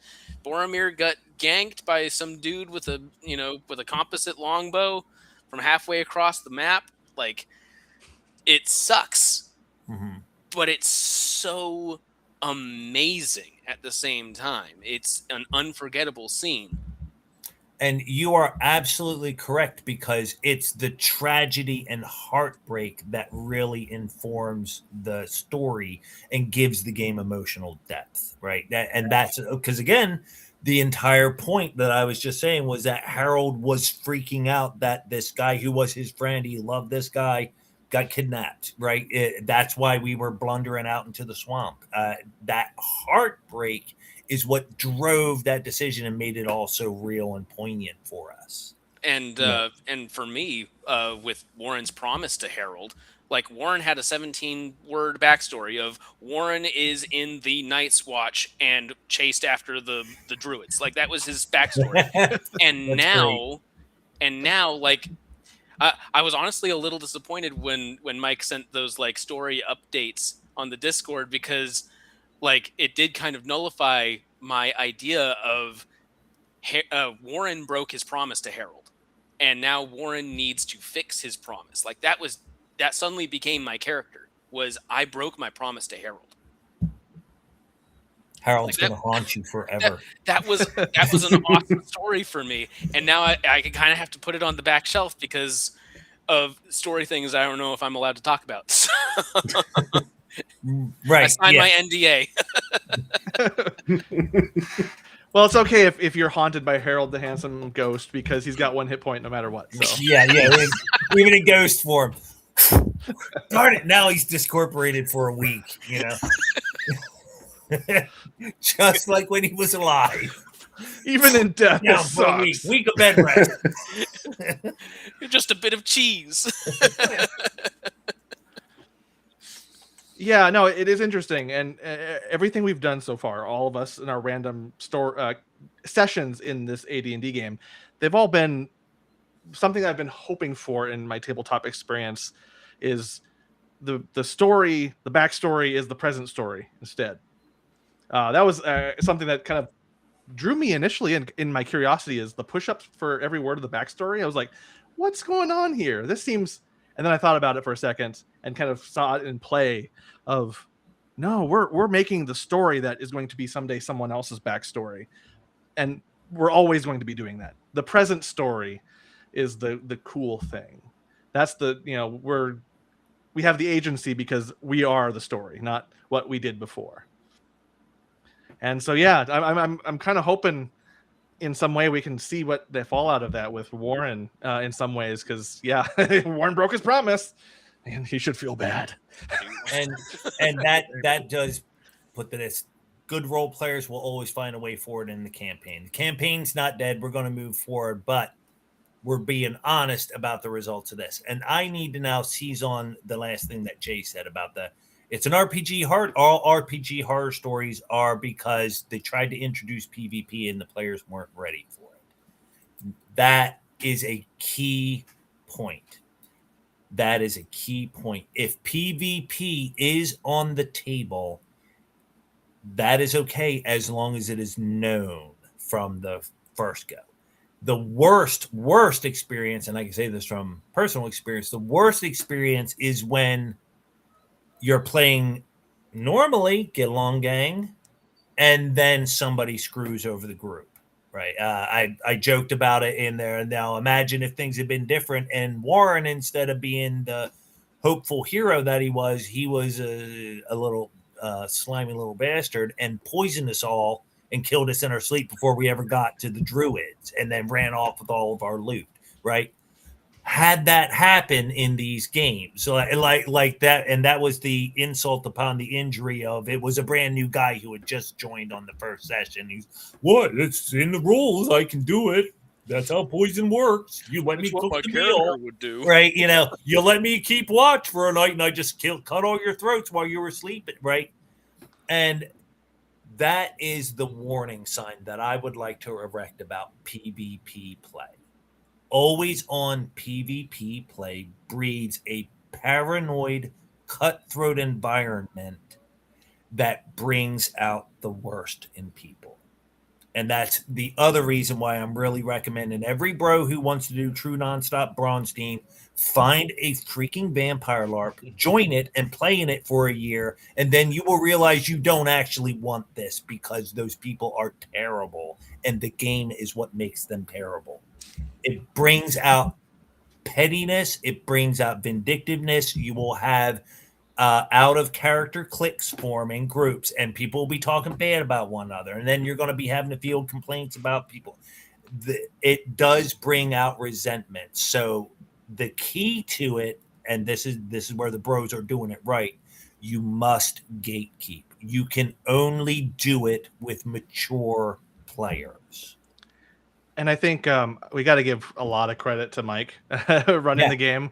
And I've been, I can't stress it even enough. Just when we've been doing all this, it's all been encouraging faction versus faction, even in our single characters. Like as us druids, we were the true neutrals. Like, so we wouldn't be sniping each other yet. Like that's high level stuff. Eventually the druids have to start backstabbing each other to get that top spot. That's down the line when you get there. But here it's like, well, we have a common enemy that's lawful good and chaotic evil. We have the different axes. And so he really encouraged us to play in those directions and not be the snipe along gang to put a twist on it. And every step of the way, he's always been guiding us in this very patiently, but very controlled. I'm thinking of his video about saying no and what he did for us in our Oops All Druid session. No, don't go for the NPC thing. That's boring. Go for this guy instead. And that's a hard thing to do, but I got to give a shout out. Mike's been great at it. And I know he thinks he's failed me, but I don't see it that way. And I see it as a very deft control of the game. And I don't know. I think he ran it very well. And he has done it really well, and he was the first one to admit that, well, this was not the outcome I was hoping for. It did not produce what I thought it would. And he also reiterated, though, that he has tried to encourage the PvP play with his long-standing players, and they want nothing to do with it. They just don't. No, we're not going to do that to each other, dude. It is on the table, and that's kind of the weakness that I was talking about before. Those guys are vulnerable to someone else coming along and screwing them over because PvP is allowed, and they don't do it amongst themselves, but they're vulnerable to it. And that is that sort of always on PvP that I was intimating earlier. That's what a vampire LARP is like. You trust no one at any time, except to know that if they need you, they'll keep you around, right? If they don't need you, then you're up for grabs. And it definitely adds that layer of paranoia to the atmosphere at the table. Because it turns from it, this isn't about me not trusting Warren. This is, I don't trust you, Barrows. I don't trust you anymore. You've screwed me over too many times, right? And that's the stuff I've seen. If you'll permit me to ramble a little bit on a war story, back in my halcyon early days of playing AD&D in the 80s as a little kid, I heard stories about this group of older kids. I was a grade school kid and these high school kids, and I heard about these epic, awesome, grand D&D campaigns. They were everything that I wanted to be, and all these awesome stories. They heard about them for years. They were like legends in my mind. Years later, when I'm in high school and those guys are like in their early adulthood, I got the opportunity to play with two of them, two guys from this legendary group that I heard nothing about, right? Heard it was just awesome. It was like playing with living legends.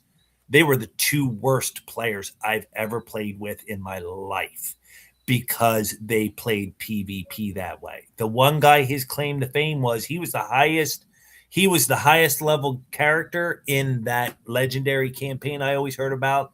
I learned because around the time the whole party was level 3 or 4, he poisoned the rest of the group, took all their loot, leveled up to level 5. Everybody else started at level 1. And anytime one of them got close to being able to challenge him, he would just kill them. So they'd have to start over a new character. That's the legendary PvP stuff that you can end up with. That's the warning sign I'm placing in the ground. So again, as much as that stuff sounds awesome at a distance, when you're going through it, a lot of times it is not as awesome. They were the other guy. The funny thing is they were both named Rich. One guy was named Rich, and he was the guy, he played the dwarf fighter who, was higher level, and he would intentionally just kill you if you started to catch up to him in levels, right? One of the guys he played with who got killed over and over again by him was later on the worst, most killer dungeon master I ever played with. And he was the worst player because no matter what his character sheet was, he was playing chaotic evil. He was jockeying for the most treasure. He was looking to screw you over. He was looking like, and seriously, no matter what his character sheet said, his actions were chaotic evil. That is the warning I would put in place, is that kind of hardcore, always on PvP actually leads to that kind of behavior in the long run.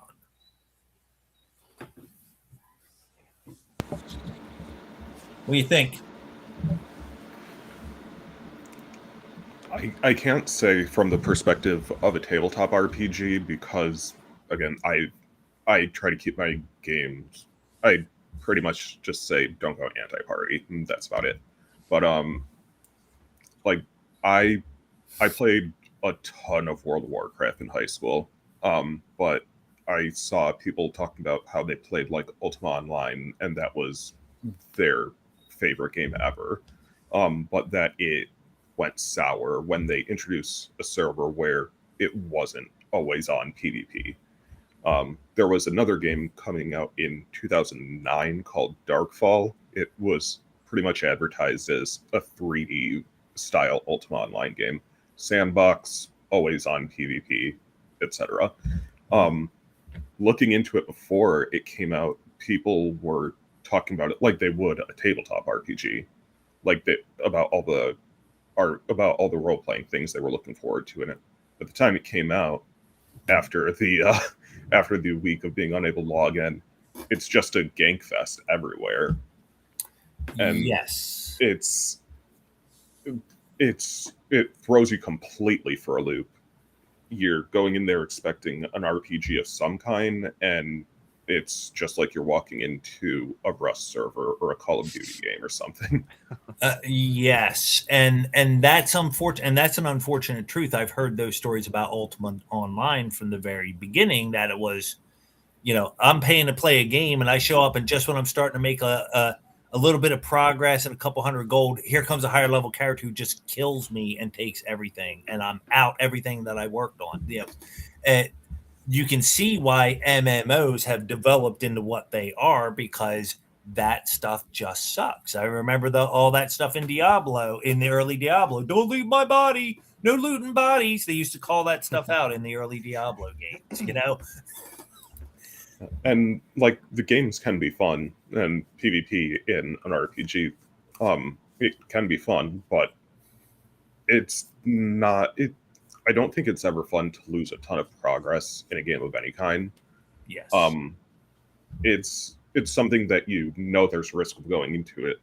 If it's a more deadly game, there's a higher risk, but it's a third layer on top of that. And so, though I think in the case of first edition, with suggesting that you run multiple characters, I think that has the potential to take the brunt off of it a little bit, because Yes. for example, I have Romulus and Gunther alive still. If Romulus goes down, I'm diverting some of that attention to what Gunther is doing at that time, what he will be doing going forward, that type of thing. I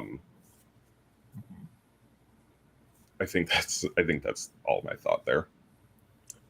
I do also want to put in that AD&D does something that is it does still like boggle my mind, coming from that new school mindset and back into the old school mindset. But the ranking players, because something that when I was like looking into like the OSR, something that they would constantly talk about was like incentivizing the type of game that you want to play, right? Like if you do what new school does and like just have, oh yeah, we're doing milestone level up,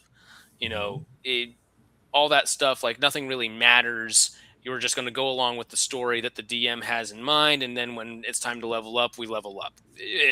And then OSR is like, okay, XP for gold, and so that really encourages a exploration and like a mindset where you want to get into the world and you want to mess around with it and touch things, because behind that trap that just killed your character, there might be gold that your backup character can get,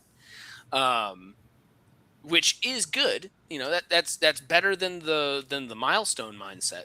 But then you add in player rankings, and then that adds a whole other dynamic of incentivization, because now yeah, like your chaotic evil character, poisoning everyone, that may have been a chaotic evil choice, sure, but like let's check to see if you got away with it. Oh, now the law is on your tail and you're having to skip town because you poisoned all these guys, and that wasn't a good like use of your character abilities. That wasn't a good use of your alignment. You could come up, I'm sure there would be a justification to go along with that player's actions to give him a lower ranking.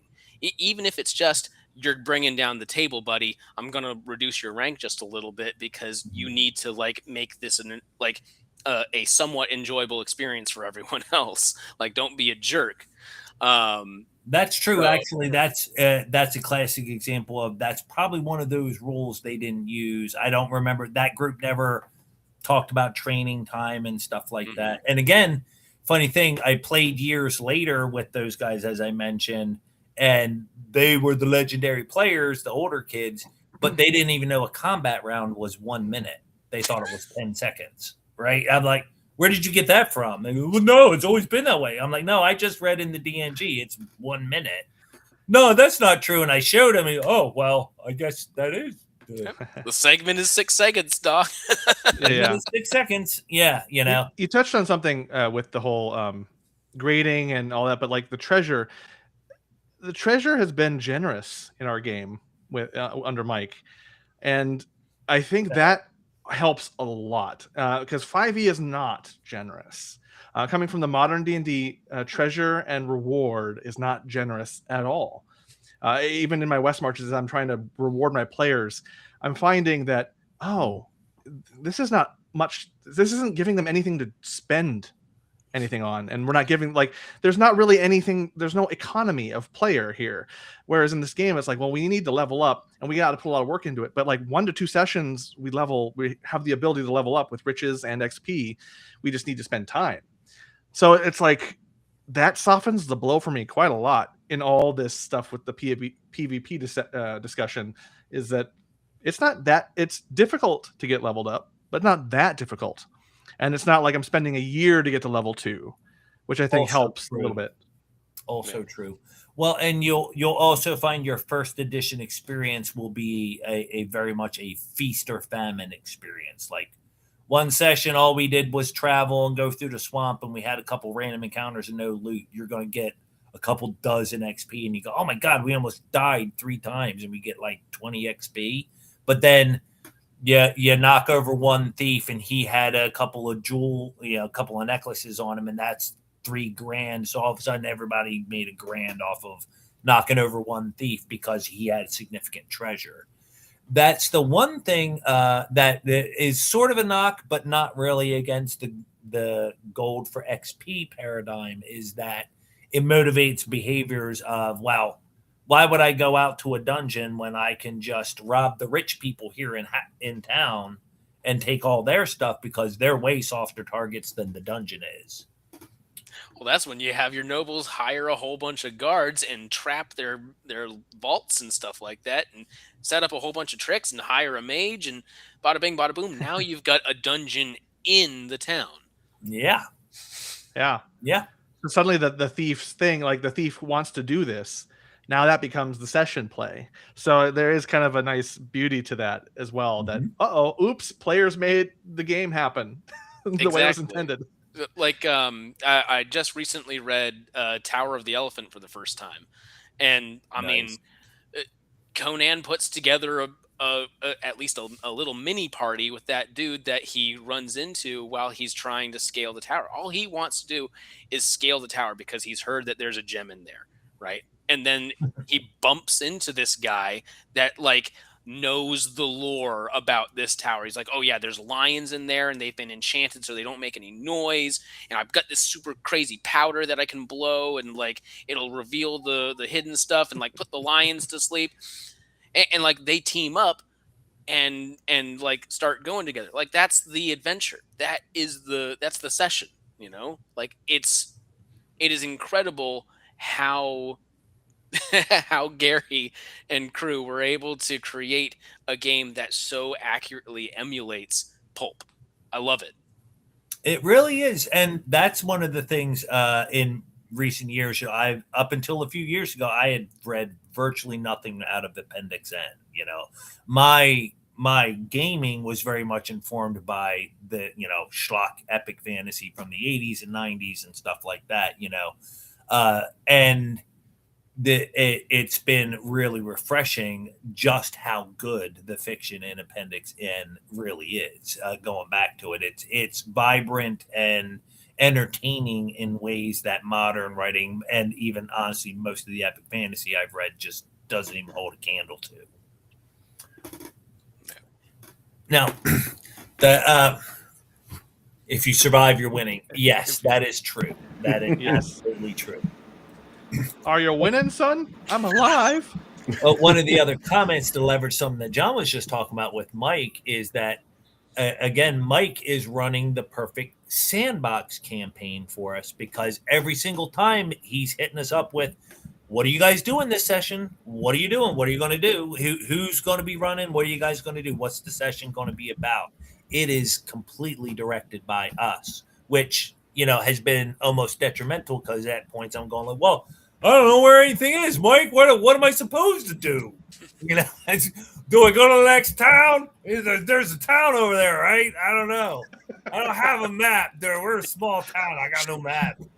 I guess I'll just walk down that road. I don't want to walk. Oh, that's dangerous. I don't want to walk down that road.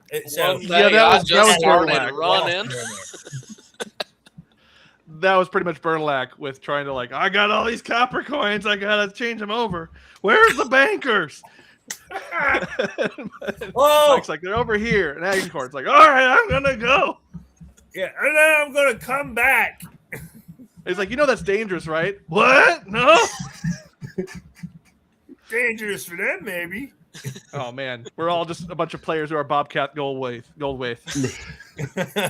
That's our next party, the Bobcat party. We're a bunch of lawful goods. Oh man. And we'll each be a different class, but we're all we're quintuplets. Oh jeez. Different races as well. We're all looking for our dad. We are silly. And this is what happens, though, when you go through too many characters, you start ending up with stuff like this. I'm going to be Bobcat Goldthwait, the dwarf. Yeah. Hey, here's my downtime. I think my dad's in Agincourt. Oh, man. So we are not invited back to Mike's game anymore, I don't think. He knows what we're up to. The jigsaw. Hey, screw that. We're paying customers. He's got to service us.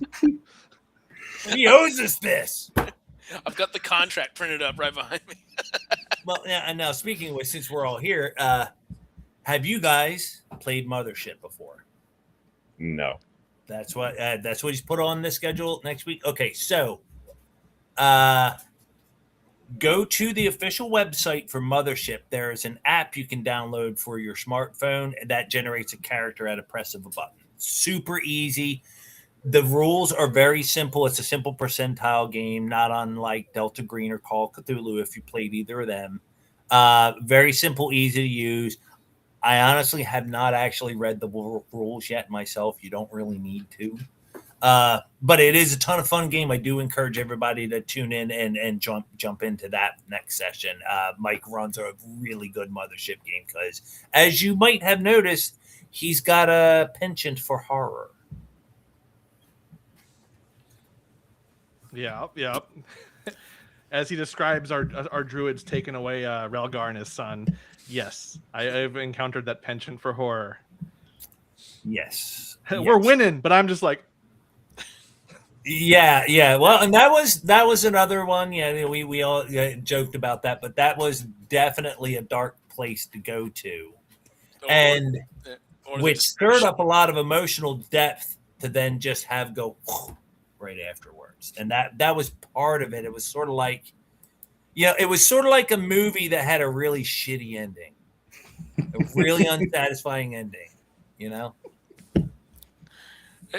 And I can't argue with that because that wasn't my movie ending. That was my movie starting.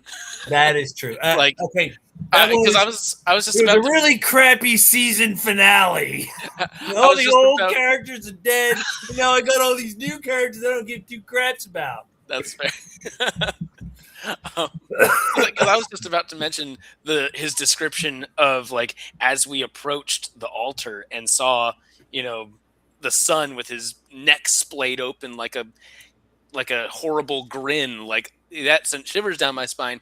And at the same time, it enraged me. I was like, I'm going to kill those druids, dude. I'm going to gut them. I'm going to hang them up in the streets. I'm going to put a sign around their neck saying, "Don't be like this guy." Yeah.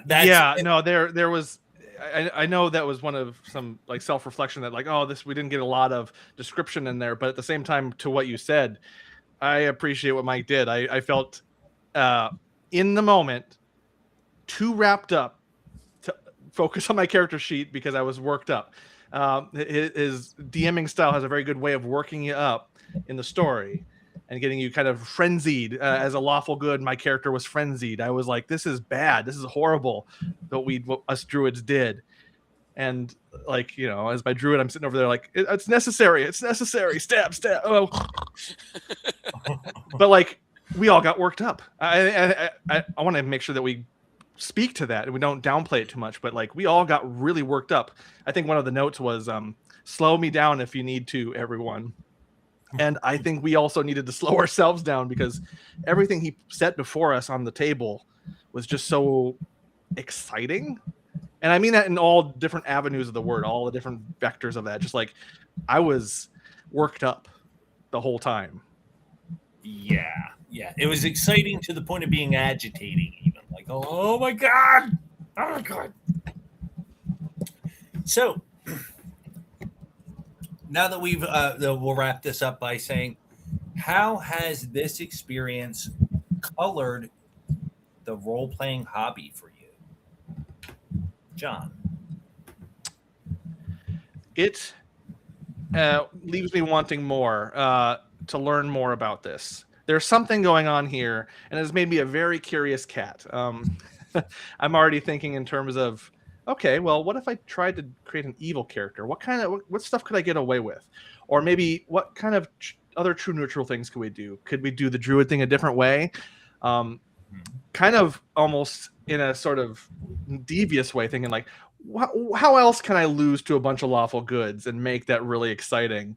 So it's been taking me down some very wild tangents that I wasn't quite expecting, and of course I'm siphoning those into all the other tabletop that I do. Like, what kind of chaos can I bring to this, and still make it fun? I'm not trying to ruin any games or anything. No. Oh no, never. I would never want to ruin someone's. I would never poison anyone. Yeah, of course not. Of course not. He's not cooking any meals. Jay, what's your take after all of this? Overall positive. I wouldn't really say any negative because it's brand new. If there's something I don't like, then whatever. It's not there for a long time. But when I first heard of the BroSR, it seemed a little. It seemed kind of pointless, but I didn't really look into it any further. It was fun once I got into it, and then adding in PvP, it was a fun concept, and it is making me think more about what can be done within that scope.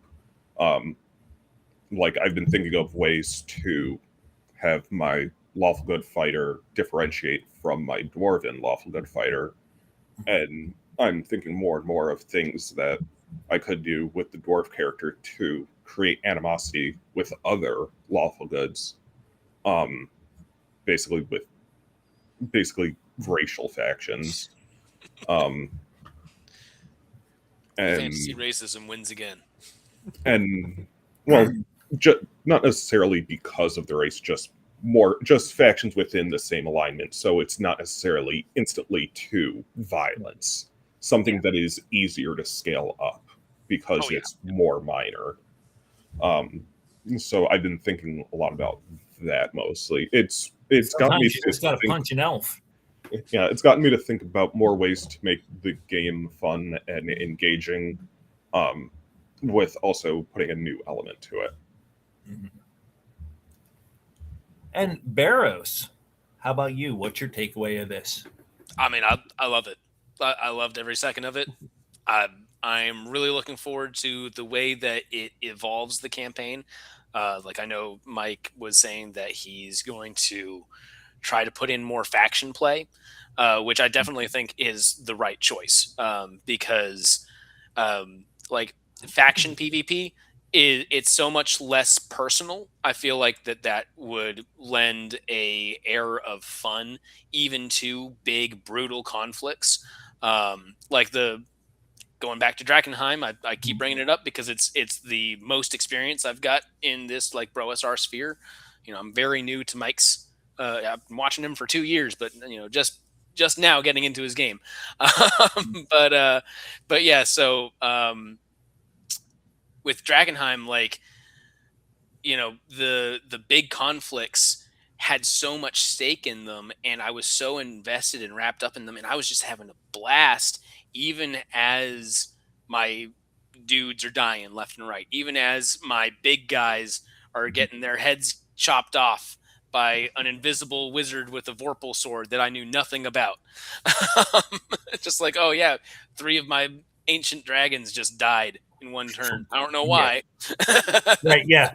But I'm still puzzling about that myself. But hey, yeah, what the DM says happens. And back to what you were saying, John, about how you want to experiment with like evil PCs. I definitely suggest, if you get the chance, make an evil faction, because then your evilness, it's not pettiness. then it's like it's real evil. You suddenly like with Shazak, like my first thing that I did was I went and I just raided a town, killed everybody, and raised them all up as skeletons. Like, and it wasn't specifically to like spite somebody. It wasn't to spite somebody. It was because that's what I'm gonna do. I'm gonna go across this continent and I'm gonna raise every settlement that I come across, and I'm going to spend however much downtime it takes to raise them up. And then I'm going to march to the next one. I'm going to keep doing that until somebody stops me. And eventually somebody stopped you with an army of elementals. Yeah. Which, dang it, Spellgrave. At that time in the game, I was still playing the Beholder, hiding away in my little hide hole, and the DM told me, you see this huge army of elementals gather at the base of your mountain, and I'm starting to go, oh crap, are they coming for me? And then they all just left and went elsewhere. And I went, shrugged with my tentacles, and then I dropped the big rock on Spellgrave. Fair enough. A beholder shrugs with his mouth. Yeah. Yeah, but that was an interesting experience. You know, that's another thing I do want to get Serious DM on here to talk about Drakkenheim and what it's been and stuff like that, because there's a lot of great lessons to share in that, and definitely faction play is definitely one of those things that needs to be incorporated and would invigorate the PvP like we were discussing. You know, it that way. As a matter of fact, Mike has farmed out a faction leader to me to place somewhere in there that I'm working on, and that way, I'll be creating things for you guys to contend with. But if you track me down and kill me, I'm not going to take it so personally. Like kind of like I said with the druid, that tracks. I kind of expected to get hunted down and killed as this character, But that pretty much brings us to the conclusion here of the show, guys. Thank you, gentlemen, for joining us. This has been another exciting, one-of-a-kind episode of Jawin with Jack and John and Jay and Barrow's Book. And we have been here to tell you all about the great things that we're doing in AD&D and Scudder for Mike's campaign. If you don't know Scudder for Mike, I suggest you look him up on YouTube, subscribe to his channel, and maybe, just maybe, click that subscribe button for the membership and come join us in that AD&D game that we've been talking so much about. What do you think? Huh? It's $1. It's $1 a month. Come on. And you get this stuff. You too can be forced to kill your own character for the low cost of $1 a month. Do it. I'd buy that for $1. Playing in Mike's campaign has made me the man I am today. Any parting words, gentlemen? Well, thanks for having me on.